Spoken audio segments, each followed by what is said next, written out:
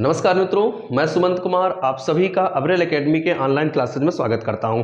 मित्रों, आज हम मुगल काल के जो स्थापत्य कला का आज ये दूसरा लेक्चर है। आज हम उसका अध्ययन करेंगे। एक लेक्चर मित्रों हमने कवर करा दिया था। आज हम शाहजहां और औरंगजेब को कवर करेंगे। यहाँ पर हमारा मुगल काल का स्थापत्य कला पूरा हो जाएगा।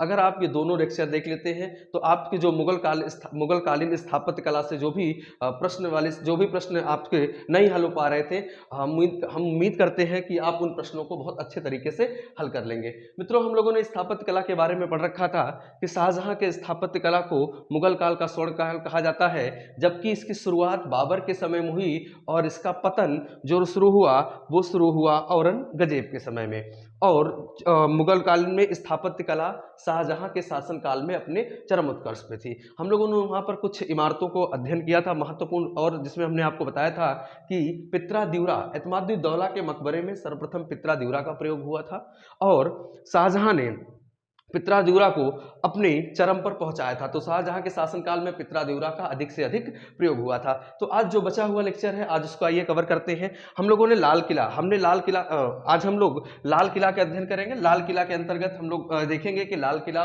की विशेषता क्या थी। लाल किला में लाल बलुआ पत्थर का प्रयोग हुआ था। लाल किला के निर्माण शाहजहां के शासनकाल में हुआ था 1638 ईस्वी में, और यह पूरा हुआ था 1648 ईस्वी में। यह बड़ी महत्वपूर्ण डेट पूछा जाता है कि लाल किला बनकर कब तैयार हुआ। तो लाल किला 1648 में बनकर तैयार हुआ। तो लाल किला में लाल बलुआ पत्थर का प्रयोग हुआ। किसका प्रयोग हुआ है?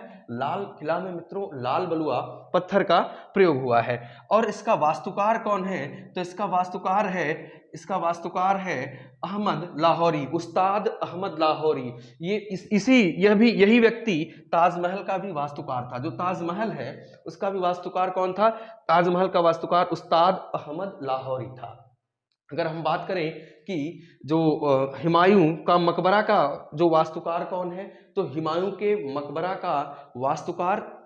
मकबरा का वास्तुकार है मिर्जा गियास बेग। और हमने आपको बताया था कि जो बुलंद दरवाजा है जो फतेहपुर में, जिसको अकबर ने गुजरात विजय के बाद बनवाया था, तो उसका जो वास्तुकार था बाहुद्दीन था। कौन था? बाहुद्दीन। ये हमने पिछले लेक्चर में आपको कराया था। ठीक है।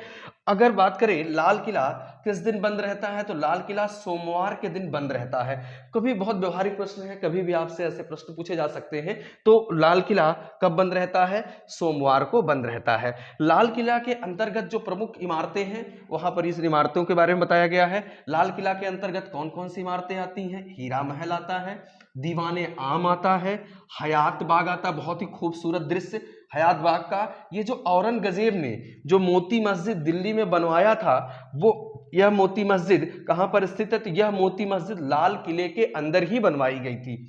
अगला है दीवाने खास और रंग महल। तो लाल किले के अंतर्गत जो इमारतें बनाई गई थी, जो लाल किले के अंदर जो इमारतें हैं, उन इमारतों में हीरा महल, दीवाने आम, हयात बाग और मोती की मस्जिद जिसका निर्माण औरंगजेब ने करवाया था। तो औरंगजेब ने मोती मस्जिद का निर्माण लाल किला के अंदर कराया है। ठीक है।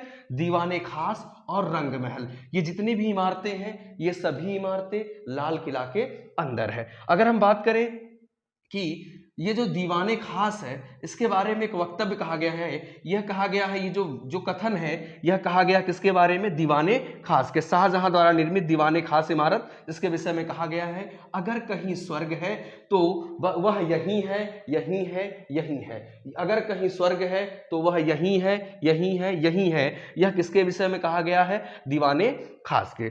अब बात करते हैं, ये तो औरंगजेब के समय में था। हम लोगों ने औरंगजेब के समय में जो स्थापत्य कला है, बड़ा ही महत्वपूर्ण योगदान रहा है स्थापत्य कला में, उसको कवर किया। अब थोड़ा सा बचा हुआ है यहाँ पर मोती मस्जिद के बारे में समझ लेते हैं। ये जो मोती मस्जिद है, इसका निर्माण, दिल्ली वाली मोती मस्जिद का निर्माण किसने कराया? औरंगजेब ने कराया। आगरा वाली मोती मस्जिद का निर्माण शाहजहां ने कराया। लाहौर वाली मोती मस्जिद का निर्माण किसने कराया? जहांगीर ने कराया। तो तीन मोती मस्जिद, तीनों के ये स्थान और तीनों के जो जिन्होंने निर्माण करता। ठीक है। तो मोती मस्जिद कुल कितनी है? तो मोती मस्जिद कुल 3 है। तो पहली मोती मस्जिद आगरा में है, जिसका निर्माण शाहजहां ने कराया।